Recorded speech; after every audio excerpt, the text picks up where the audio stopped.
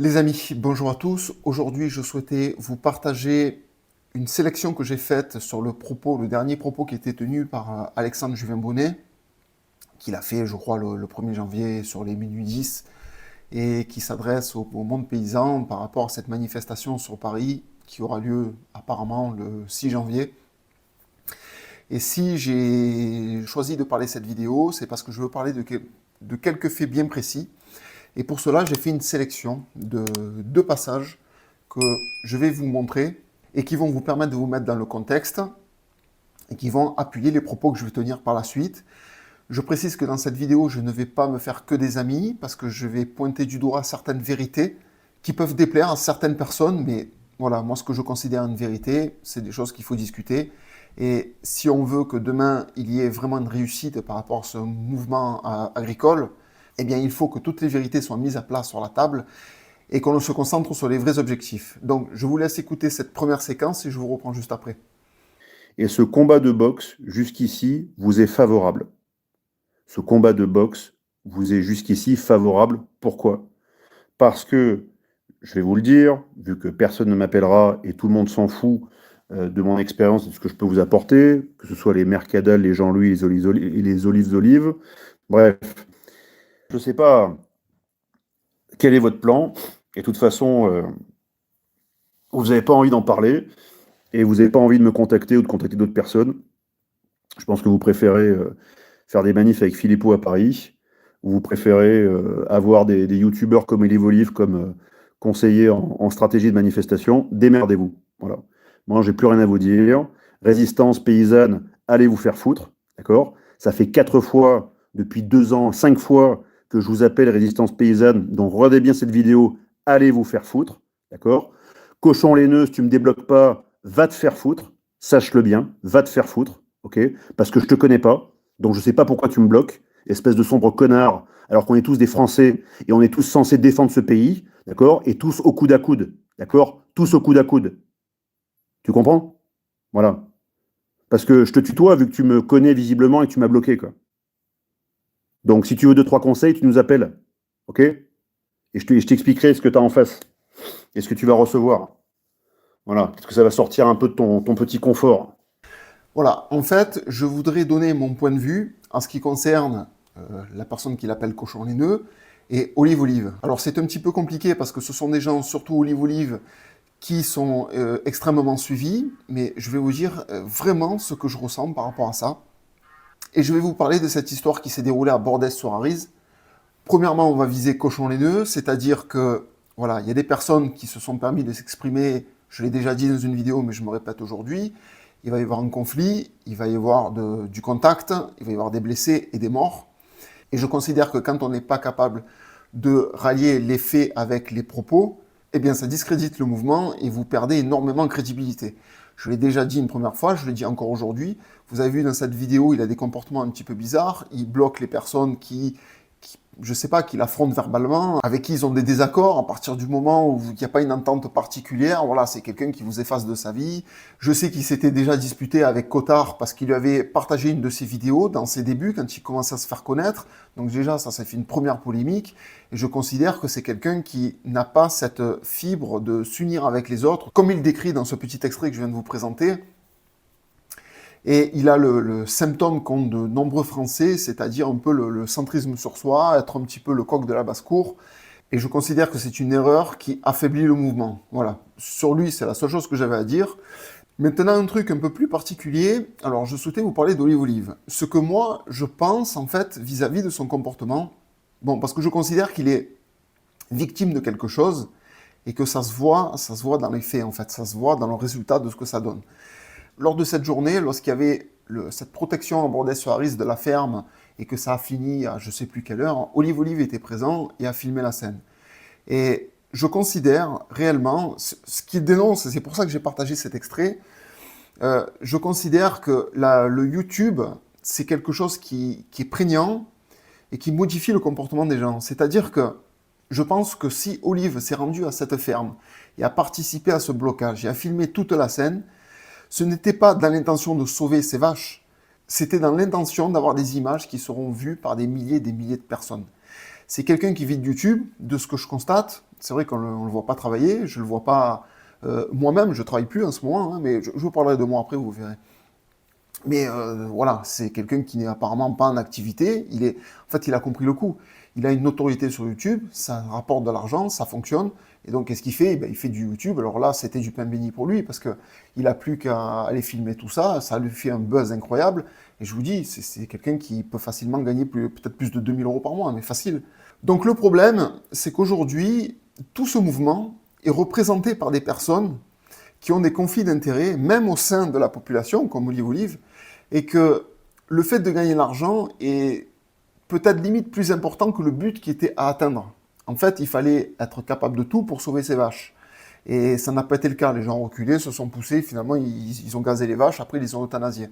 Et pour moi, le problème est là. Surtout que dès le lendemain, en fait, dès qu'il est rentré chez lui, il a continué à faire des vidéos parce que c'est obligatoire. Je vous dis, je suis youtubeur, j'applique exactement le même procédé. Si vous voulez à peu près gagner de l'argent sur YouTube, il faut publier constamment des vidéos. Il y en a qui l'ont compris, ils publient des fois 2-3 vidéos par jour. Donc moi, j'essaie de publier une vidéo par jour, mais j'essaie de faire quelque chose d'un peu intelligent quand je publie.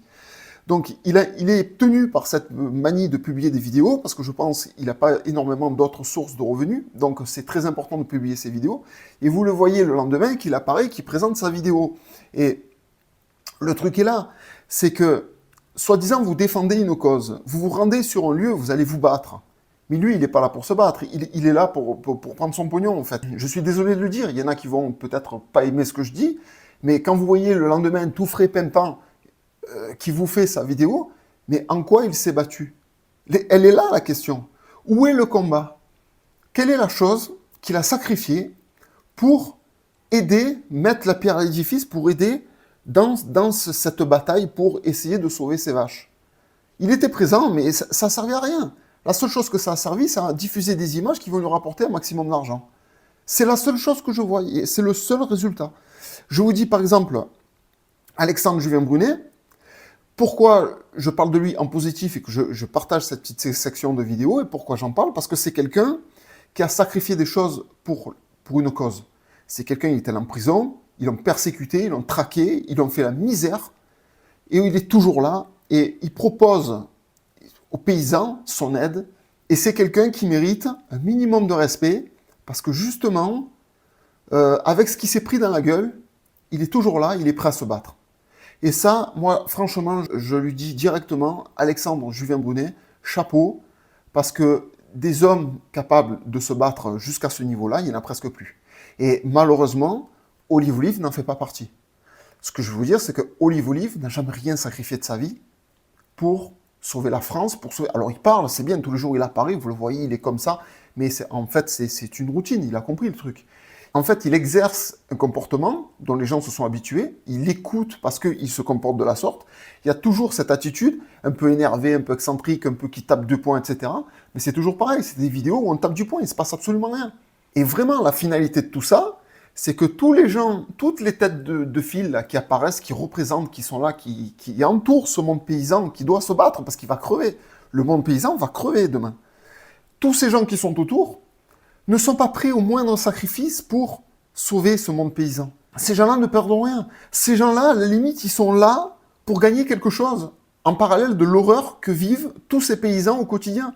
Rendez-vous compte, vous détenez une ferme, vous êtes propriétaire de vos animaux, tous les jours, vous auscultez vos animaux, vous observez, parce que si la moindre pustule apparaît sur le corps, c'est terminé, banqueroute pour vous.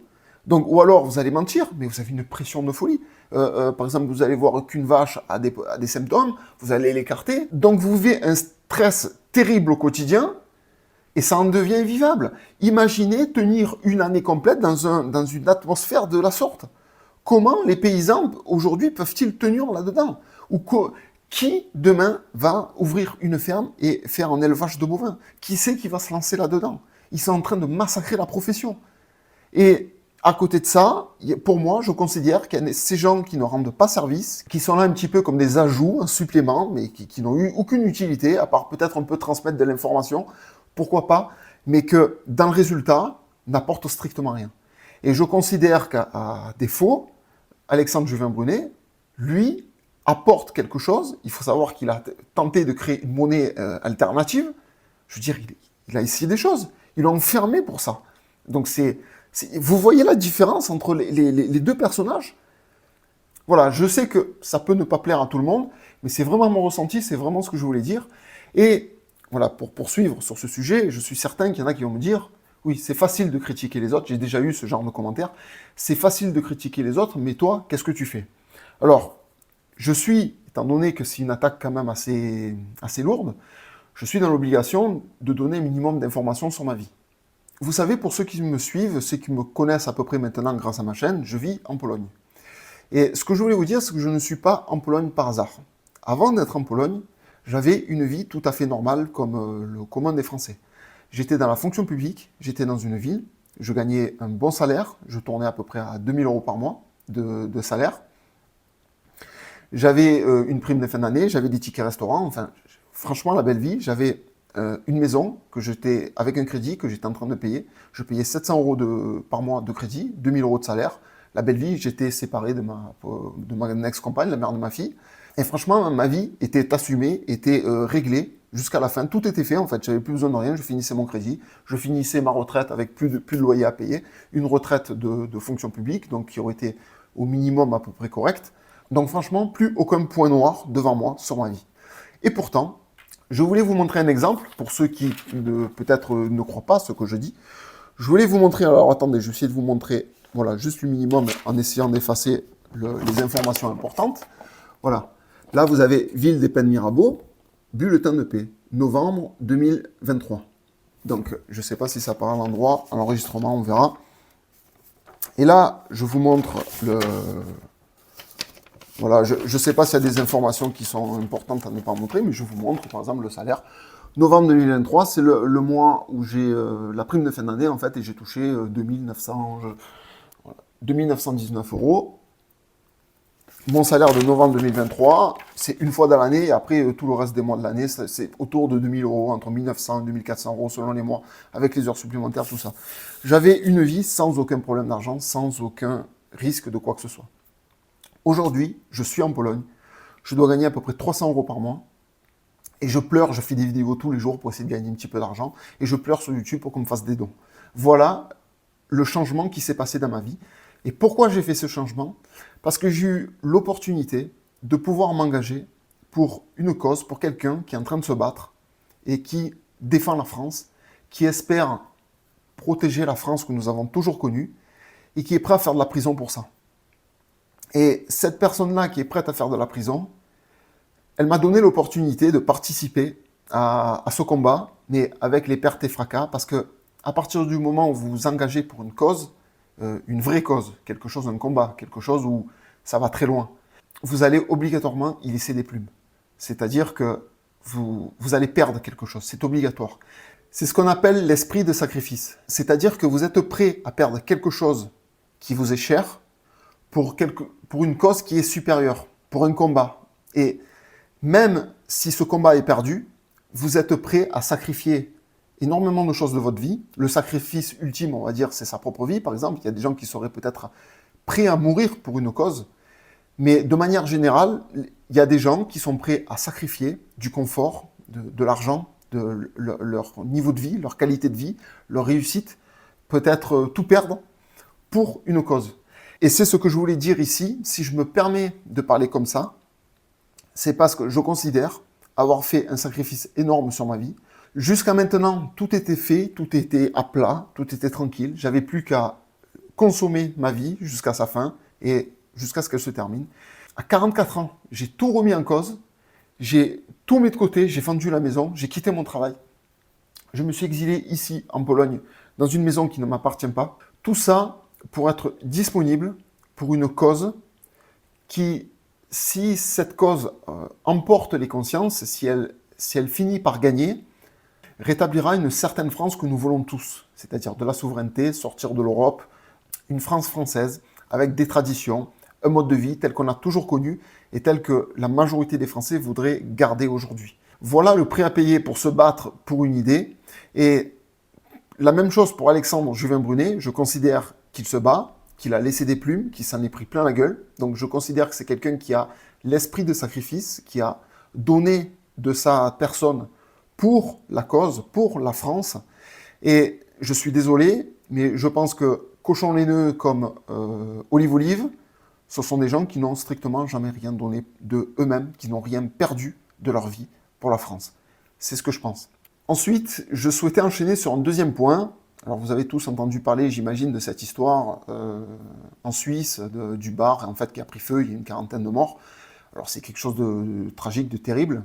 Mais je voulais montrer du doigt un événement bien précis parce que, bon, j'imagine que la plupart de vous ont vu ce film qui a tourné avec un feu qui démarre au plafond et le gars qui arrive, il est avec son téléphone, il est en train de filmer. Et en fait, ce que je voulais dire sur ce sujet et pourquoi je considère qu'il y a un lien, il faut regarder l'hystérie de ces jeunes qui sont dans une folie totale. Une folie totale. J'ai été jeune, j'ai été un peu fada comme ça, mais à ce point, je trouve que là, on a même dépassé le niveau. Et ça a même atteint un point où il y a un danger qui apparaît sous vos yeux. Et qu'est-ce que vous faites? Vous prenez le téléphone, vous filmez, et vous chantez, vous hurlez, vous criez, vous êtes content. Un danger qui a tué 40 personnes, quand il apparaît, il n'y a même plus de réflexe de survie, de réflexe de recul, chercher un extincteur, essayer de trouver une solution, parce que ça peut être dangereux, un feu qui démarre. Les gens prennent le téléphone et filment. Et sur ce sur quoi je veux vraiment insister, c'est l'hystérie, l'état d'esprit de ces jeunes. Je vous passe la petite séquence et je finis mon propos juste après.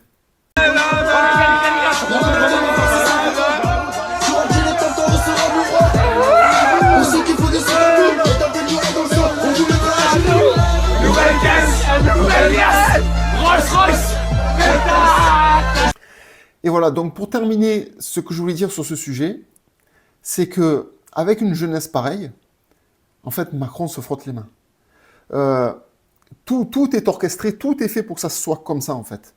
Depuis l'école primaire, jusqu'à ce qu'un enfant atteigne la maturité, jusqu'à ce qu'il ait 18 ans, il est complètement lessivé par cette société, et ça devient ce que vous avez vu sur cette vidéo. Les jeunes d'aujourd'hui, dans leur majorité, je dirais pas tous, mais ils deviennent ça. Et quand un jeune est ça, c'est un jeune qui n'a plus aucune capacité de réaction devant le danger, mais devant des opinions politiques.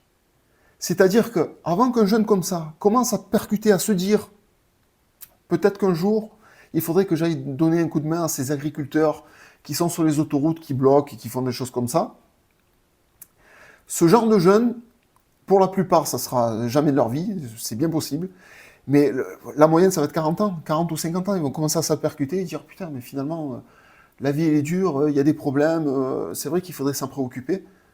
Mais en fait, on construit une société de jeunes complètement démolis du cerveau, qui n'auront aucune capacité à se joindre à ce genre de mouvement, comme il se passe aujourd'hui avec les tracteurs, les agriculteurs, avec les gens qui souffrent. En fait, ces gens-là sont perchés, sont dans une bulle tellement importante, tellement costaud, je ne sais pas comment dire ça, tellement énorme, que même face à un danger, face à la mort devant eux, ils n'ont pas la capacité de réaction adéquate. Donc, on est en train de construire un monde d'imbéciles qui ne sera jamais capable de réagir à quoi que ce soit, qui sera mené justement par ce gouvernement. Et beaucoup de gens me disent, oui, nous avons des tyrans à la tête du pouvoir qui sont en train de nous écraser, mais voilà, il y a une complicité du peuple qui le veut bien, parce que être dans ce niveau d'abêtissement, en fait, les gens sont contents, ils sont très heureux de vivre comme ça, même s'ils vont manger des OGM ou de l'RNM dans la viande qui va être servie pendant le repas, c'est pas grave, ils s'en foutent, l'important, ils sont jeunes, l'important, c'est qu'ils profitent. Et je trouve que ça, c'est quelque chose de terrible, qui va continuer à écraser la France et éliminer complètement son indépendance. C'est vraiment ce que je pense. Donc un dernier mot pour les agriculteurs. Moi, je vous le dis clairement, mon point de vue, ne faites absolument pas confiance aux syndicats. Les syndicats ont des têtes qui peuvent être achetées par l'État. Il suffit de faire un gros chèque pour ces mecs-là, vrille complet. Donc on a pu le voir jusqu'à ce jour. Les syndicats, pour moi, franchement, j'y fais absolument pas confiance. Ne comptez que sur vous-même, sur cette union que vous avez entre vous, parce que c'est toute l'agriculture qui est concernée. Et je répète mon message que j'avais dit une première fois. Ne montez surtout pas à Paris. Vous allez vous faire démolir sur Paris. Restez dans vos régions, bloquez les autoroutes. Et en fait, vous maintenez uniquement une voie qui va permettre aux particuliers, aux gens, au commun des gens, de circuler.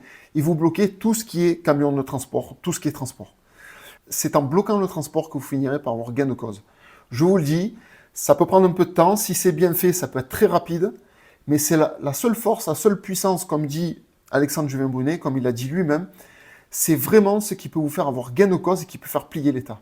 Et une fois que l'État sera plié, sera à genoux, peut-être qu'à ce moment-là, on pourra prévoir, pas tout seul, avec du monde, avec des citoyens, de monter tous à Paris et de virer ce gouvernement. Voilà, ce ne sont que mes idées.